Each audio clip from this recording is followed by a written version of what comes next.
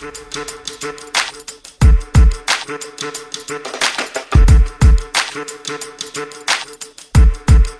everyone, let's see if we can change the mind tonight. Tonight we're going to talk about a strike, and so I want to remind everyone to remember the October 15th general strike. The best way you can support workers on the 15th of October is to not go out and purchase anything. As patrons, we have way more leverage than workers and nothing to lose not purchasing anything that day. You don't have to wait for October 15th to strike, because a call for a holiday strike is also gaining momentum, and Labor Day weekend is right around the corner. You can strike by simply opting out of purchasing anything, or if you're going to purchase extra food for a barbecue or gathering, you should consider donating some food in addition to that, or your time to a shelter or soup kitchen. Opt out of hyper consumer capitalism for a day. You can do it. Speaking of strikes, there's a major strike happening in the Chicago area because over 800 mechanics that are all part of a union came together and went on strike. And I just think that that's inspiring, that as a collective, you can kind of do whatever the hell you want if you all agree to do it. And to her point, that's not like hyperbole. If you look at the data on like the vote, like it Yeah, was like, yeah. I was just going to get into that. Like, this is the Poindexter in me coming out. I was like, this was so exciting to read about. But so the strike we're discussing happened in Chicago, obviously. Auto mechanics that are all part of the same union and are part of over 50 different dealerships went on strike on Monday because they didn't accept the contract that was given to them. 97% of the union workers said, we don't want to accept this. And then 99% of them said, we're going on strike. And this isn't even the first time this union has gone on strike. Their last strike was 4 years ago, and it lasted over 7 weeks. So like, they don't mess around. These mechanics don't mess around. And like I said, there's over 800 of them. And I just want to kind of point out the significance of that. You've had strikes within 2 4-year spans because what's happening is you're having negotiations for like their collective bargaining agreements and like what their rights are as workers within this, we'll call it a worker collective, right? So this is the importance of having a union because it provides you a framework to actually get what you need from, we'll call them the capitalists, right? So it's like, if you support capitalism still, you absolutely have to support unions. You cannot support capitalism and not support unions.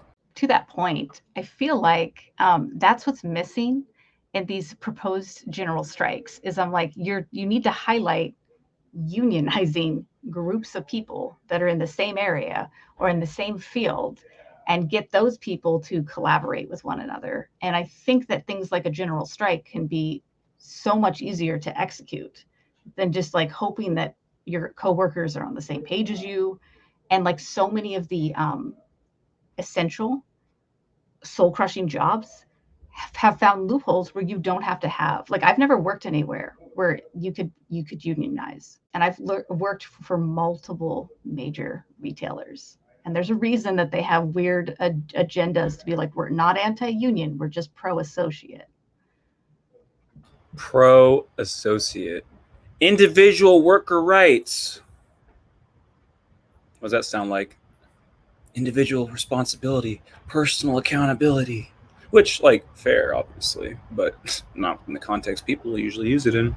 Yeah, and I thought, to the point that like 97% turned it down was really interesting because like their demands are incredibly reasonable.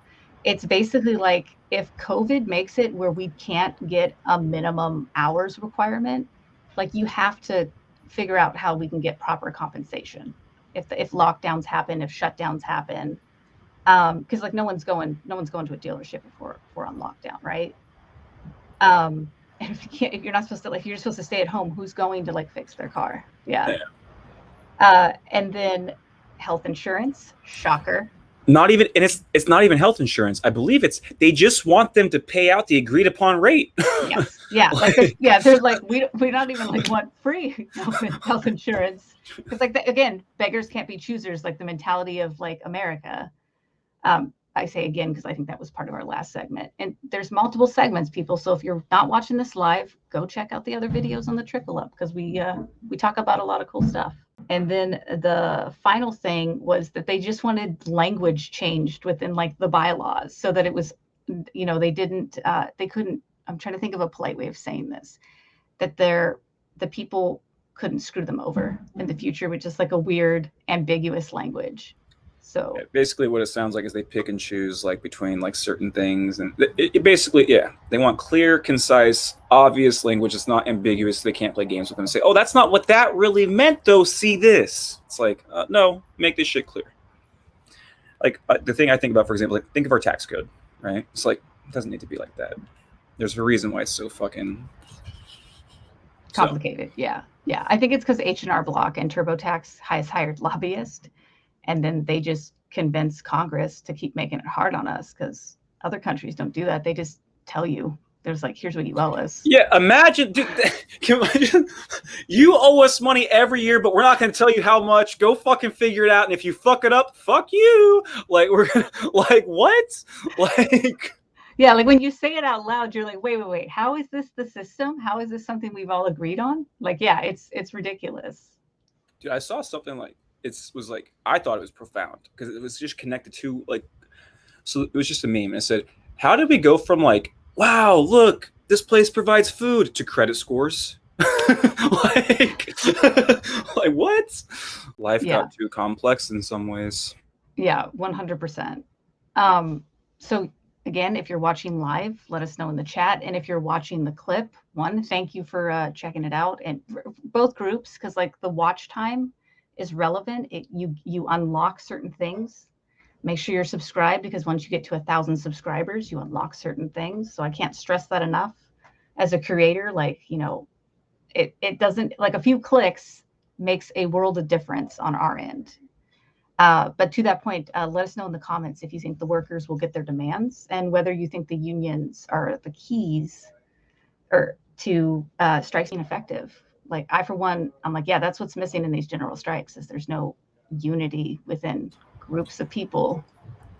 Unions and mechanisms like crowdfund basic income, which provides for mutual aid in scenarios where, let's say, someone can't go to work. There's a lot of us who do have some funds. We can just, a little bit from each of us can sustain them for that little bit of time. Crazy.